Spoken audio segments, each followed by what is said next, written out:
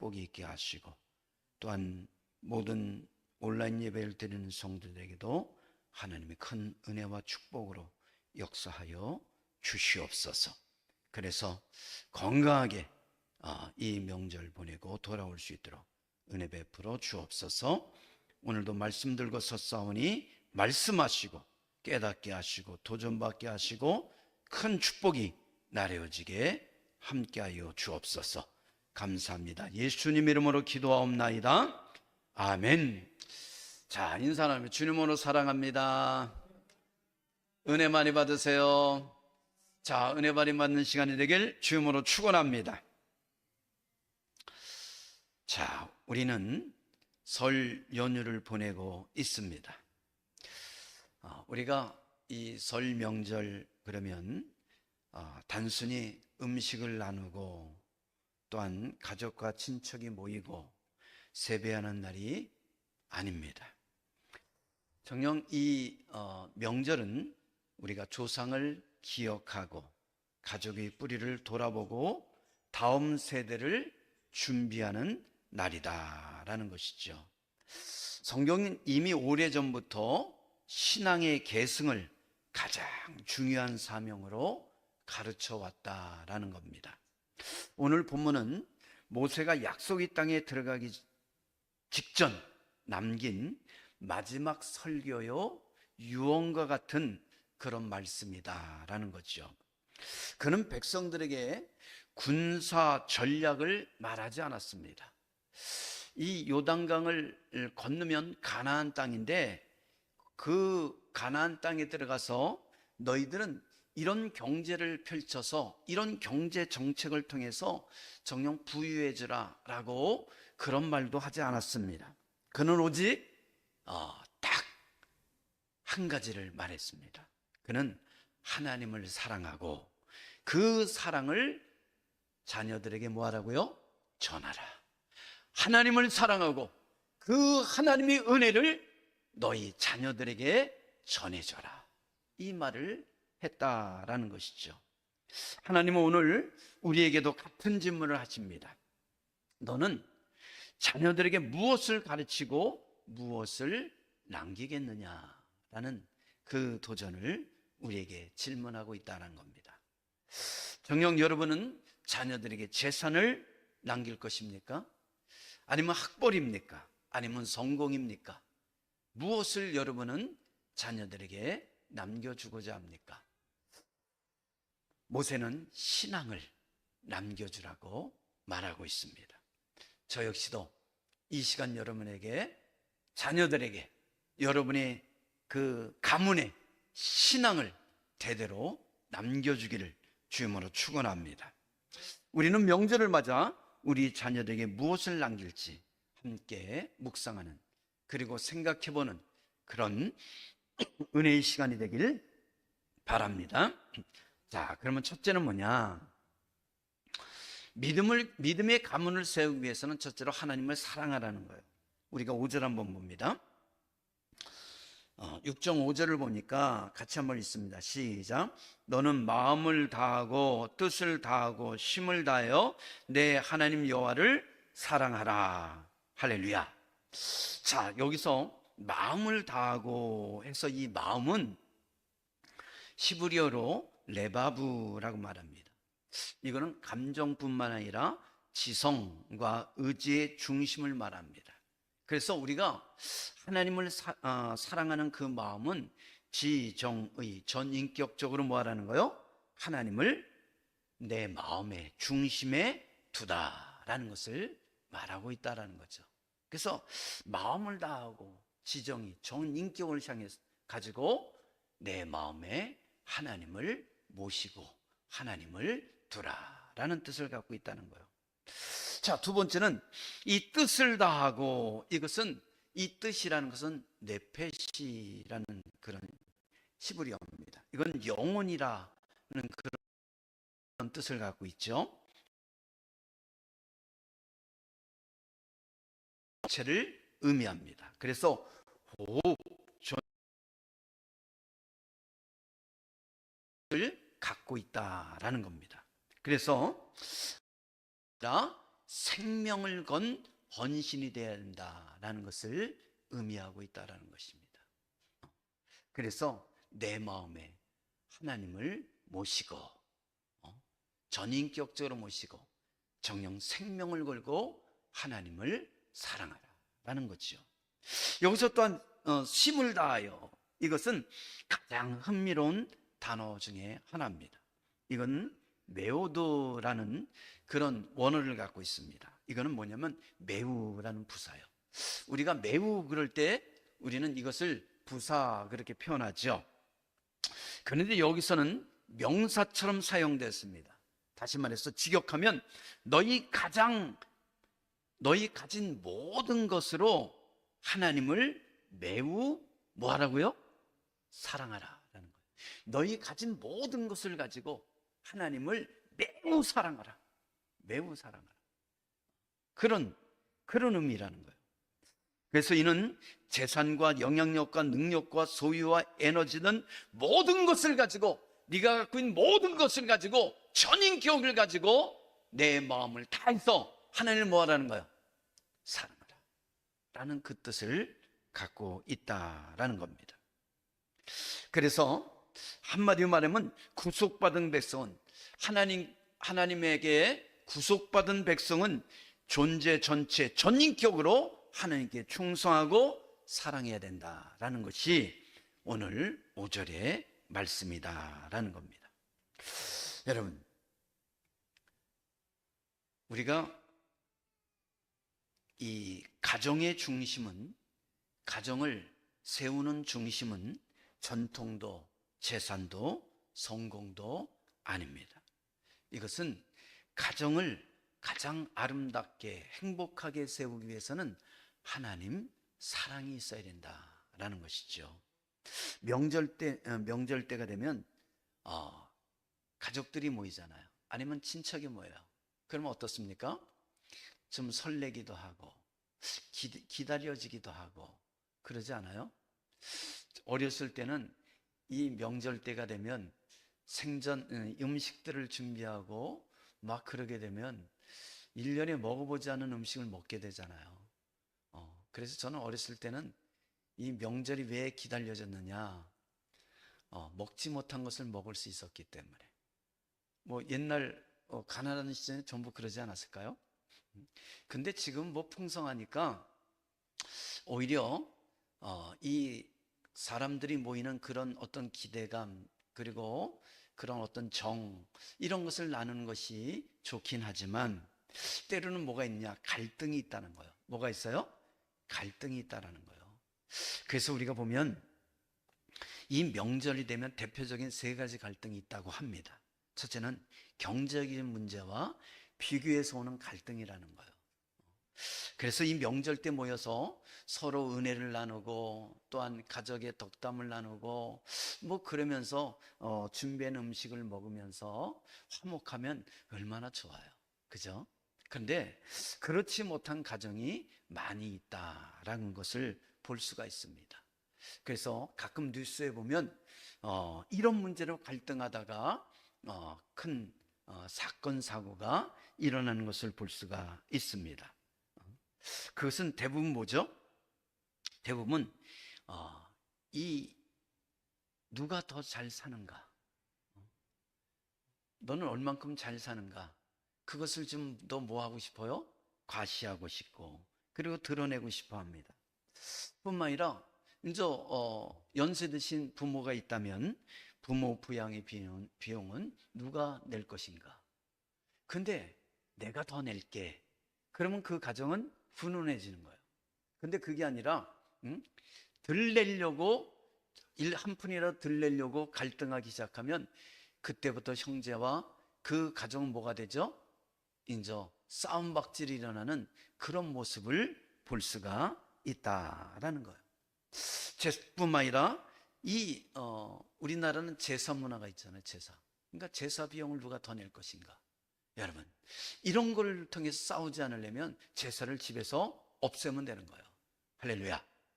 그래요. 저는 예수를 믿고서부터 제가 그 제사를 물려받아야 됐습니다. 그러니까 아버지가 제가 14살 때 돌아가시다 그랬잖아요. 그러니까 그걸 이어받아야 되잖아요. 근데 아버지가 돌아가시자마자 제가 예수를 뭐 그 전서부터 믿어 교회는 다녔지만 내가 본격적으로 그 하나님의 은혜를 체험하기 시작한 지가 그때부터니까 그때부터 아예 제사를 없앴어요.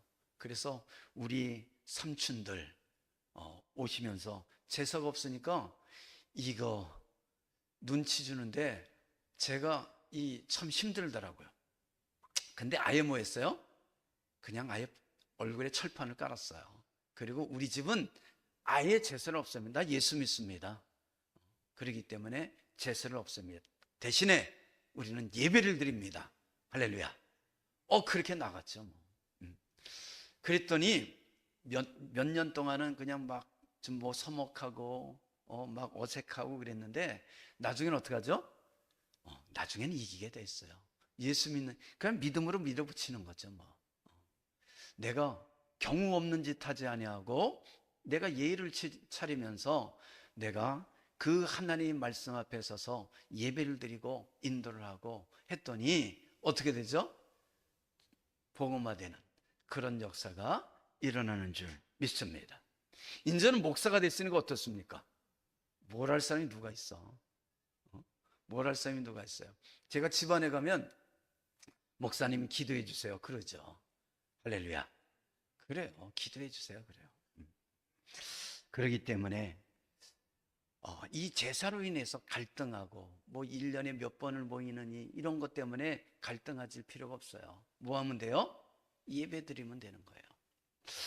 자, 뿐만 아니라 이 모여서 상속 문제 때문에 갈등하며 우리가 뉴스에서 이 상속 문제 때문에 살인까지 일어나는 이런 기가 막히고 코가 막히는 이런 일들이 종종 있잖아요. 그렇기 때문에 자녀들에게는 재산을 물려주는 게 아니라 뭘 물려줘야 되는 거예요? 따라합시다. 신앙을 물려주자. 그래요. 신앙을 물려주는 거예요. 신앙을 물려주면 문제될 것이 없어요. 근데 자꾸 이 성공, 재산, 물질 이런 거 관념을 갖고 살다 보니까 그것이 자녀들에게 상속이 되고 그걸로 인해서 갈등이 일어나고 다툼이 일어나고 분쟁이 일어나는 이런 일들을 우리가 주위에서 너무나 많이 보잖아요. 어느 집에 불이 났다고 합니다. 그런데 이것을 멀리서 강 건너에서 쳐다보는 그런 거지 부자가 있었어요. 무슨 부자요? 거지 부자. 부자가 아니라 아버지와 아들이라는 거예요. 그러니 딱 이 아버지가 그 아들에게 하는 말이 아들아 너는 행복한 줄 알아라. 그랬다는 거예요. 그랬더니 아빠 뭐가 행복해요? 먹을 것이 없어서 매일 구걸하고 얻어먹는데 뭐가 행복합니까? 그러면서 막 따졌어요. 그랬더니 아버지가 딱 웃으면서 보거라 우리는 집도 절도 없다 보니까 저렇게 불날 일이 없지 않느냐. 여러분 많이 갖고 있다고 다 행복한 게 아니에요. 없다고 늘 불행한 거 아니에요. 생각하기 나름인 거예요. 생각하기 나름인 거예요. 그래서 우리는 항상 하나님 중심으로 살아가는 은혜가 있기를 주님으로 축원합니다. 그래요. 누가복음 12장 15절에 예수님 말합니다. 사람의 생명이 그 소위 넉넉한 데 있지 않으니라. 그렇게 말해요. 경제 문제는 단순히 돈 문제가 아니라 인정받고 싶은 마음, 비교당하기 싫은 그런 마음에서 나온다라는 거예요. 자, 그러다 보니까 어느 직장을 다니냐, 어떤 사업을 하고 있느냐, 내 자녀는 어떤 대학에 들어갔느냐, 뿐만 아니라 어떤 집에 살고 있는, 어떤 차를 타고 있느냐, 이런 것을 갖고 서로 뭐 하고 있어요? 비교질하면서 그 자존심 싸움을 하는 것을 우리가 삶을 통해서 볼 수 있잖아요. 근데 성경은 이것을 뭐라고 그러냐면 물질 중심의 가치관이다, 만몬주의다 라고 말하고 있는 거예요. 만몬주의 결론은 정녕 패가망신이라고 말하고 있어요. 그래서 성경에 부자와 거지 나사로에서 부자는 그 부염을 가지고 향락을 누리고 정녕 마음껏 누렸지만 결과적으로 어디를 들어가요? 정녕 음부에 들어가서 평생 영원토록 고통하며 사는 것을 볼 수 있다라는 거죠. 하나님이 물질을 주실 때는 그 물질을 가지고 하나님이 영광을 위해서 쓰라고 주신 줄 믿습니다. 그래서 없으면 없는 대로, 있으면 있는 대로 하나님 영광을 위해서 값지게 사용할 수 있는 은혜가 있길 주므로 축원합니다. 뿐만 아니라 두 번째는 뭐냐? 역할과 노동 분담에서 오는 갈등이라는 거예요. 여러분, 명절에 생겨난 이 명칭이 하나 있습니다. 그게 뭔지 아세요? 명절 증후군. 우리가 젊을 때 그 명절 증후군이 있었을까요, 없었을까요? 있었죠. 더 힘들지 않았어요? 우리 어머니들은 더 힘들지 않았습니까? 그럼에도 불구하고 그때는 명절 증후군이 없었어요. 근데 요즘엔 명절 증후군이라는 단어가 생겼어요. 왜 그럴까요? 더 힘들던 우리 부모들도 있는데, 왜 그러냐면 요즘 사람들이 유식해져서 그래. 덜 힘든데도 유식해졌기 때문에 그런 용어들을 뭐 한 거예요? 잘 만들어내고 있다는 것을 말하고 있습니다. 그래서 요즘 젊은 며느리는 이렇게 말하죠. 왜 며느리만 일해야 됩니까? 왜 남자들은 소파에 앉아서 TV만 보고 있습니까? 불공평합니다. 맞아요, 틀려요? 맞아요. 전 찬성합니다. 그건 잘못됐다고 생각해요. 그래서 남자들도 뭐 해야 돼요? 전도 붙여야 되고, 또 뭐도 해야 돼요? 설거지도 해야 돼요. 할렐루야. 음식 만드는데 제 손재주가 없으면 가만히 있대 송편도 만들고, 또 뭐예요? 설거지도 하고, 이런 도움을 줘야지만 명절 중이란 그 단어가 쏙쏙 하고 들어가게 될 줄 믿습니다. 여러분, 가만히 생각해 보세요. 며느리는 우리 집안에 핏방울 하나 섞였어요, 안 섞였어요? 안 섞였어요. 근데 일은 다 해. 어떻게 생각해요? 불공평하지 않아요? 그래서 왜 며느리만 일해야 됩니까? 이 맞는 말이라니까요. 맞는 얘기예요. 그래서 며느리들을 잘 받들어 모시는 은혜가 있길 주님으로 축원합니다. 아멘이 아니에요. 그렇다니까, 진짜 그렇다니까요. 왜요?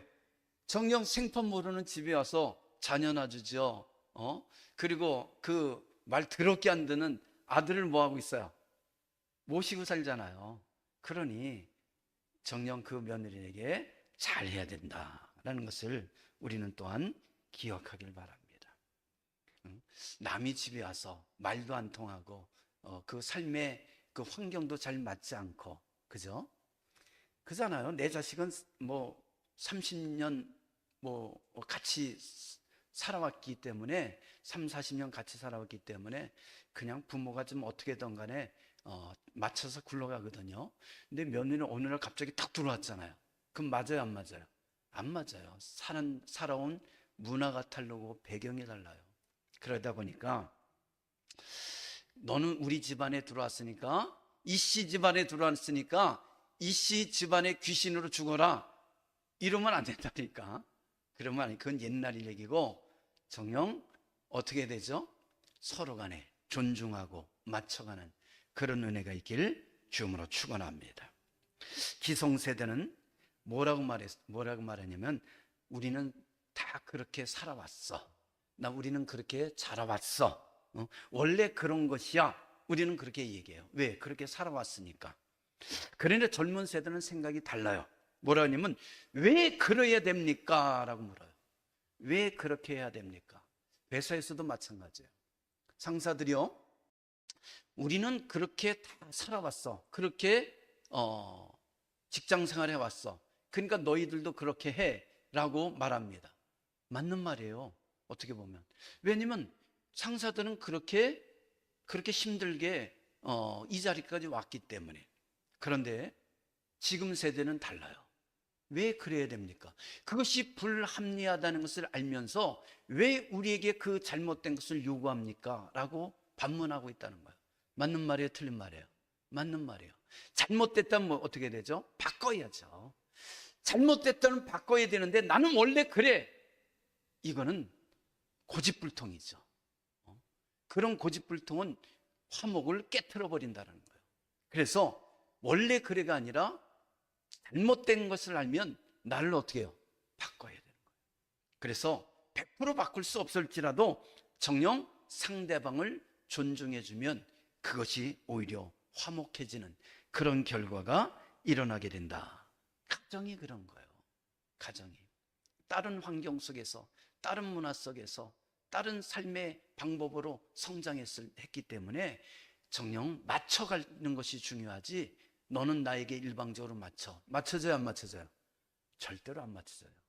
그렇기 때문에 한 걸음씩, 한 발자국씩 뭐 하는 거요? 존중해지고, 그리고 양보할 때 그 가정은 행복해지는 은혜가 있을 줄 믿습니다. 자, 세 번째는 뭐냐면 세대 차이와 가치관의 충돌이라는 거예요. 그래서 우리가 제사 문제, 결혼, 출산 압박, 경제, 사회적 견해 차이, 자녀 교육의 방식, 이것 때문에 갈등이 심해요. 그렇기 때문에 우리가 이 명절 때 자녀들에게 너 결혼 언제 할래? 여자가 있어, 남자가 있어, 이러면 우리는 그냥 당연하듯이 들었어요. 근데 요즘은 어떻게 되죠? 안 들으려고 그래요. 그냥 자기 방으로 들어간다든가, 때로는 어떻게 하죠? 그 모임에 참석을 안 해, 아예. 왜냐면 내가 싫은 소리는 듣지 않겠다, 이것을 명확하게 표시하는 것을 볼 수가 있습니다. 그래서 될 수 있으면 그들에게 마음 상하게 하는, 자존심 상하게 하는 얘기를 될 수 있으면 안 해낼 필요가 있다. 그럼에도 불구하고 무조건 안 하면 돼요, 안 돼요? 무조건 안 한다고 장땡은 아니에요. 당연히 해줄 말이 있으면 그것은 따끔하게도 해줄 필요가 있죠. 그것을 우리는 뭐라 그러죠? 밥상머리 교육이다, 그렇게 말해요. 무슨 교육이요? 밥상머리 교육. 제가 20대 중반에 된 애랑 어떤 얘기를 하는데 그 친구가 좀 싸가지가 없더라고. 뭐가 없어요? 싸가지가 없어. 그래서 내가 걔한테 그랬어. 야, 네 친구는 왜 그렇게 싸가지가 없냐? 그랬어요. 그랬더니 이 애가 그래. 뭐라 그러냐면, 쟤는 집에서 밥상머리 교육이 안 돼 있어서 그래요, 그러더라고. 그래서 네가 그 단어를 어떻게 알아? 그랬더니 다 주워 들은 게 있어요, 그러더라고. 주워 들었대. 여러분, 밥상머리 교육은 중요한 거예요. 그래야지만 어디 나가서 정녕 그 부모를 손가락질 당하지 않게 만들 수 있다는 것을 우리가 기억해야 돼요. 그래서 자녀들에게 아닌 것을 아니다, 옳다는 것은 옳다라는 것을 바로 가르칠 때 정녕 그 가정이 화목해지고, 또한 그 자녀들이 사회에 나가서 건강한 삶을 살아가게 될 줄 믿습니다. 할렐루야. 그래요, 차이가 있어요. 자녀들 성장시키는 것도 차이가 있잖아요. 양육하는 것도. 우리는 어떻게 하죠? 저는 성장할 때 부모들이 어떻게 합니까? 이 입으로 막 저기 한 것들 씹어가지고 딱 놓아주죠. 그럼 우리는 어떻게 하죠? 그것도 참새 새끼처럼 제비 새끼처럼 그걸 받아 먹었어요. 소화가 너 안 되지? 그러면서 막 씹어서 주기도 하고. 그래도 우리는 맛있게 먹고 별 탈 없었거든요. 근데 요즘에 그렇게 줬다가는 며느리 난리 나요. 아니 위생이 어쩌고 저쩌고 하면서 우리 애를 왜 그런 식으로 키우냐는 등 막 그러죠. 또 공부시키는 것도 자기들 방식대로 안 하면 그 막 뭐라고 막 그러죠. 그런데 가만히 보면 나는 그럴 거야. 야, 네 아빠 잘났어 못 났어? 네 남편 잘났어 못 났어? 잘났죠. 그거 내가 키운 거야. 뭐요? 그거 내가 키운 거야. 그러니 내 방식 무시하지 마. 할렐루야. 근데 내 방식이 영엉터리라면, 그렇게 말하면 오히려 더 면박받아. 무슨 말 알겠죠? 그렇기 때문에 그것도 뭐 할 필요가 있냐? 맞출 필요가 있다. 맞추기 위해서는 어떻게 해야 되죠? 정녕 대화를 해야 된다라는 것을 우리가 기억하길 바랍니다.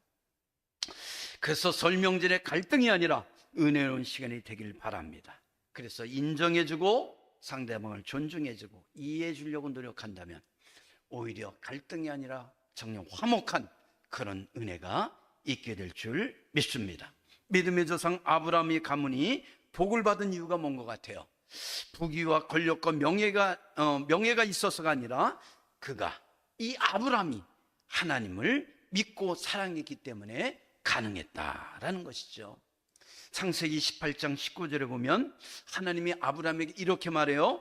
아브라함이 그 자식과 건속에게 여호와의 도를 지켜 의와 공도로 행하게 할 것이다 라고 말합니다.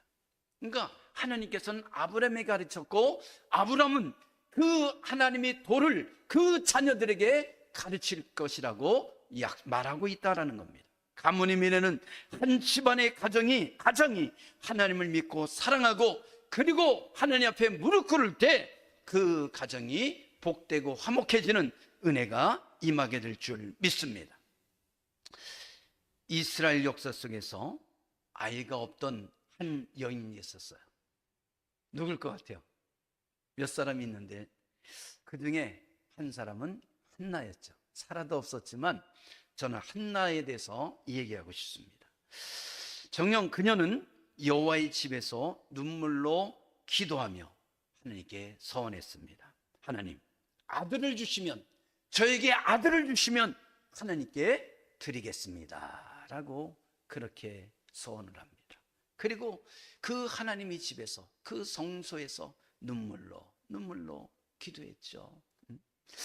그 기도가 얼마나 중얼중얼 그랬는지 엘리 제사장이 보고서 뭐라 그랬죠? 너는 어째 술 취해서 이 성소에 들어와서 기도하고 있느냐, 성막에 와서 기도하고 있느냐라고 책망까지 들을 정도로 그렇게 간절하게 기도했다라는 거예요. 그때 이 한나가 그러잖아요. 나는 술 취한 것이 아닙니다. 술 취한 것이 아니라 이만저만 해서 지금 아들이 없음으로 말미암아 내가 그 아들을 하나님께 달라고 이렇게 서럽게, 이렇게 간절하게 하나님께 뭐하고 있습니다? 기도하고 있습니다. 그러면서 그 엘리 제사장에게 말했잖아요. 그때 엘리 제사장이 뭐라 그러죠? 1년 뒤에, 1년 후 이맘때 너에게 아들이 있을 것이다. 할렐루야. 그런데 그대로 이루어지는 역사가 일어난 줄 믿습니다. 한나는 기도 응답으로 이 아들 사무엘을 낳았고, 젖된 후에 성전에 데려가 하나님께 드리게 됩니다.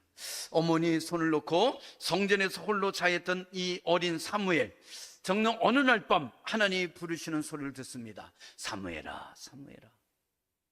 이게 뭐야? 이게 하나님께서 사무엘을 부르신 소명이다, 그렇게 말할 수 있죠. 그 뒤로 하나님께서 사무엘을 부르신 그 뒤로부터 이 사무엘은 어떤 사람이 되죠? 이스라엘의 사사가 되고, 뿐만 아니라 하나님의 말씀을 듣고 백성들에게 전하는 선지자의 사명을 감당하게 된 줄 믿습니다. 할렐루야. 사무엘이 이스라엘의 사사요 선지자가 된 것은 어느 날 갑자기 된 게 아니에요. 자기가 잘나서 된 것이 아닙니다. 그것은 어머니 한나의 눈물이 있었기 때문에 그렇다. 기도가 있었기 때문에 그렇다는 거예요. 또한 하나님에 대한 사랑이 있었기 때문에 그 눈물의 기도가 이 사무엘을 이스라엘의 지도자로, 사사로, 선지자로 세운 줄 믿습니다. 할렐루야. 여러분, 고대 유명한 신학자가 있었습니다. 그것은 어거스틴이라고 그러죠. 근데 이 어거스틴은 원래 뭐였죠? 탕자였어요, 탕자. 그리고 이 이단에 빠져서 그렇게 이단을 따라다니며 신앙을 추구했던 그런 자였습니다. 그런데 그의 엄마 누구요? 그 엄마 누구? 예? 베란가에 얘기하는 바람에 그거 틀렸는데 내가 발음이 헷갈려졌어. 모니카. 모나카가 아니라 모니카. 여러분, 모니카요, 모니카. 모니카가 그 아들을 위해서 눈물로 기도했어요. 그때 어느 날 성령께서 그 어거스틴의 마음을 움직이셔서 정녕 하나님 앞에 깨어지고 박살나고 무너져서 정녕 이 고대 시대 때 가장 유명한, 그리고 하나님께 영광 돌리는 그런 하나님의 목자로, 목회자로, 또 신학자로 세워진 줄 믿습니다. 목회하는 모든 목사들은, 또한 공부하는 모든 신학생들은 이 어거스틴의 참회록을 읽지 않으면 이거는 공부한 것이 아니죠. 그리고 이 어거스틴에 대해서 모르면 그는 이 하나님의 목회자로서의 길을 제대로 갔다고 말할 수가 없다라는 거예요. 왜냐하면 그가 우리에게 남긴 그 업적이 크기 때문에 그렇다라는 겁니다. 여러분, 사랑하는 성도 여러분, 여러분의 눈물의 기도가 여러분의 자녀와 여러분의 가문의 미래를 결정한다는 것을 깨닫길 바랍니다. 여러분은 자녀들에게 어떤 모습으로 기억되길 원합니까? 돈 잘 버는 부모? 성공한 그런 부모? 정녕 많은 것을 자녀들에게 해주는 부모? 아니면 하나님을 사랑한 그런 부모로 남길 원하십니까? 여러분 어떤 부모가 되길 원하십니까? 많은 사람들은 돈 잘 버는 부모, 그리고 자녀들에게 톡톡 원하는 것을 해주는 부모, 그런 부모가 되길 원할 겁니다. 그러나 정녕 우리 광민의 성도들은 정말 하나님을 사랑해서 그 자녀들에게 하나님의 사랑과 하나님의 은혜를 그 자녀들에게 물려줄 수 있는 그런 은혜가 있기를 주님으로 축원합니다. 그래서 부모가 기도하는 모습, 예배드리는 모습, 그리고 하나님 말씀 앞에 순종하는 모습으로 살아간다면 자녀들에게 큰 영향력을 미칠 수 있는 은혜가 있게 될 줄 믿습니다. 우리가 두 번째로는 믿음의 가문을 세우기 위해서 어떻게 하냐? 신앙을 삶으로 전수해 줘야 된다라는 겁니다. 신앙은 말로만 가르치는 것이 아니라 자녀들은 뭐를 보고 배우게 되냐? 그 부모의 삶을 통해서 그 신앙을 배우게 된다라는 겁니다. 그래서 7절 한번 봅니다. 7절 시작. 내 자녀에게 부지런히 가르치며 집에 앉았을 때든지 길을 걸을 때든지 누워있을 때든지 일어날 때든지 이 말씀을 뭐하라? 강론하라 라고 말합니다. 그렇습니다. 여기서 부지런히라는 이 히브리어 샤난, 이것은 반복하여 새기다, 칼로 파다, 날카롭게 하다는 뜻을 갖고 있습니다. 다시 말해서 칼을 갈듯이 조용히 반복해서 삶 속에서 스며들게 하라는 겁니다. 믿음은 어떤 말을 통해서, 강의를 통해서 전달되는 것뿐만 아니라 더 중요한 것은 삶을 통해서 반복해서 마음에 새기게 해주는 것이 중요하다라는 겁니다. 그래서 정녕 이 말을 할 때 자녀들은 뭐라면 또 잔소리. 그래 안 그래요? 말을 하면 자녀들은 또 잔소리 하네 그래요. 근데 삶을 통해서 보여주면 그것이 그들의 삶에 스며들어서 정녕 이들이 자기도 모르게 그것이 습관화되고 반복되며 습관화되면 그것이 삶이 되는 그런 역사가 일어나게 될 줄 믿습니다. 신앙교육은 교회만 맡겨서는 안 돼요. 신앙은 교회만 맡기면 안 돼요. 집에서, 밥상에서, 일상에서 반복해서 이루어져야 된다라는 거예요. 여러분, 교회만 맡기면 어떤 일이 일어나는지 아세요? 교회만 맡기게 되면 아이들이 좀 어릴 때는 열심히 잘 다녀요. 그래 안 그래요? 잘 다녀요. 우리 애는 중고등학교 때까지 교회 열심히 다녔어요. 그런 사람들이 있잖아요. 근데 언제부터? 고등학교 때 이제 고3 수능 볼 때부터 이제 너 공부해야지 하다 보면 어떻게 돼요? 예배 생활을 안 하게 돼요. 그러다 보면 자연스럽게 이것이 반복되다 보니까 교회 안 나가도 되네. 그리고 그게 습관이 돼 버려요. 그러면 교회를 안 다니기 시작하거든요. 그럼 대학 가면 대학 그 문화에 빠지고 행사에 빠지고 하면 교회 갈 틈이 있어요, 없어요? 없어요. 시간이 없는 게 아니라 뭐가 없는 거예요? 마음이 없는 거예요. 놀기 위해서 마음이 없는 거예요. 그러다 보면 자연스럽게 교회가 멀어진다는 거예요. 근데 그러기 위해서 그것을 잡을 수 있는 것은 뭐냐? 바로 집에서 부모들이 신앙으로 세워주는 그런 은혜가 있기를 주님으로 축원합니다. 그럴 때 자녀들이 믿음 안에서 바로 크고 그 단계만 넘었으면 어떤 일이 일어나냐? 그들은 이미 삶 속에 신앙이 배어있기 때문에, 예배 생활이 배어있기 때문에, 기도가 배어있기 때문에 그냥 가는 거예요. 그냥 가는 거예요. 그냥 믿음 생활을 잘할 수밖에 없어요. 흔들려도 걸어가는 것이고, 넘어져도 다시 일어나서 하나님 앞에 믿음을 세워가는 그런 은혜가 일어날 줄 믿습니다. 디모데후서 1장 5절에 보면 사도 바울은 젊은 디모데에게 이렇게 말합니다. 네 속에 거짓이 없는 믿음이 있음을 생각하노니 이 믿음은 먼저 내 외조모 로이스와 내 어머니 유니게 속에 있더니, 이렇게 말합니다. 여러분, 뭐가 빠졌죠? 뭐가 빠진 것 같아요? 디모데의 아버지가 빠졌어요. 그리고 외조모와 외할머니와 어머니만 대두되고 있어요. 원래 성경은 누굴 얘기하죠? 여인을 기록하지 않아요. 유대인들은 여인을 말하지 않습니다. 누굴 말하죠? 남자들이 족보가 기록되어 있어야지만 정상이라는 거예요. 근데 이 디모데의 아버지를 딱 빼버리고 누구를 대두시켰냐? 외할머니와 그 어머니만 대두시켰어요. 왜 그런 것 같습니까? 왜 그런 것 같아요? 이 디모데는 외할머니와 어머니의 신앙을 물려받았다라는 거예요. 아버지 신앙을 물려받은 것이 아니라 외할머니와 어머니의 신앙을 물려받았다라는 겁니다. 믿음은 혈통으로 자동적으로 상속되는 것이 아니라 이 믿음이라는 것은 정녕 뭐를 통해서 상속되는 거예요? 그 외할머니 성경을 읽어주는 그 목소리와 아들을 위해서 끊임없이 기도하는 엄마의 기도소리를 통해서 정녕 그 신앙이 디모데에게 전수되었다, 전가되었다라는 것을 말해주고 있다는 거예요. 할렐루야. 그렇기 때문에 우리는 이 신앙을 가장 귀한 보물로 알고 자녀들에게 물려줄 수 있는 그런 은혜가 있어야 된다라는 겁니다.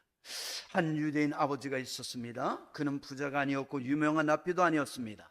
다만 매일 저녁 일을 마치고 돌아오면 어린 아들을 무릎에 앉혀놓고 쇠마 함께 암송했습니다. 이 쇠마가 뭐예요? 오늘 본문 4절에 있는 들으라 라는 말씀이에요. 들으라. 그리고 이 말씀을 쫙 암송해 줬어요.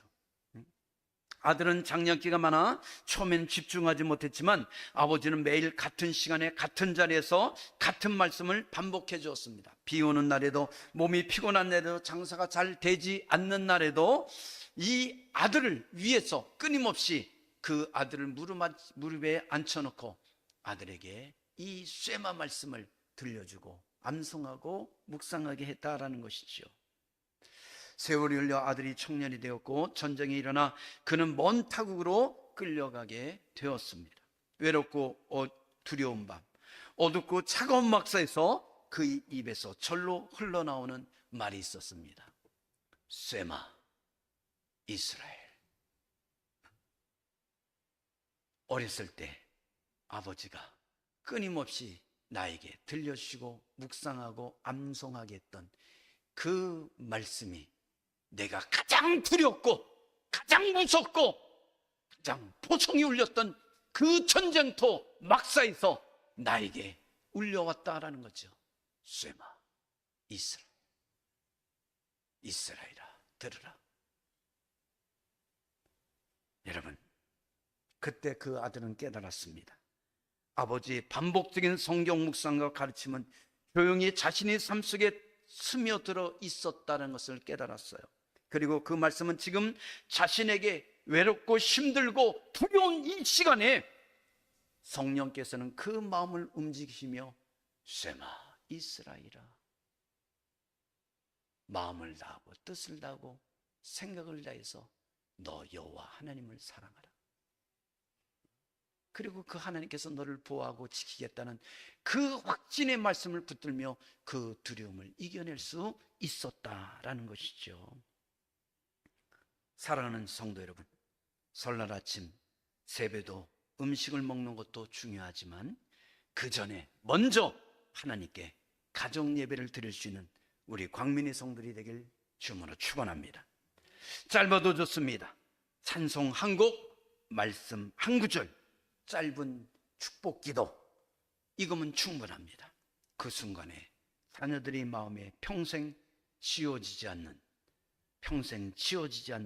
그런 믿음의 흔적이 남게 될 것입니다. 그래서 성경은 이렇게 말합니다. 너의 신비에 하나님의 말씀을 새기라고 말합니다. 신비가 뭐죠? 마음 심자. 이게 비수비자잖아요. 그러니까 마음에 비수를 꽂으라는 거예요. 생명의 말씀을 꽂으라는 겁니다. 비수처럼 내 심장에, 너희 심장에 하나님 말씀을 꽂을 수 있는 은혜가 있길 주님으로 축원합니다. 축원합니다. 기도합니다. 사랑이 많으신 하나님 감사합니다. 오늘도 우리에게 귀한 은혜를 허락하여 주시고 주님 앞에 나와 예배하며 경배드리며 찬양드리게 하심을 감사합니다. 그래서 우리가 이 명절 연휴를 통해서 우상 앞에 절하지 않게 하시고 하나님 앞에 예배드리고 모든 자녀들에게 하나님 말씀을 들려줄 수 있는, 그리고 그들에게 신앙을 전수하고 물려줄 수 있는 그런 은혜가 있게 하여 주옵소서. 감사합니다. 예수님 이름으로 기도하옵나이다. 아멘. 우리 50장 부르며 하나님께 기도합니다.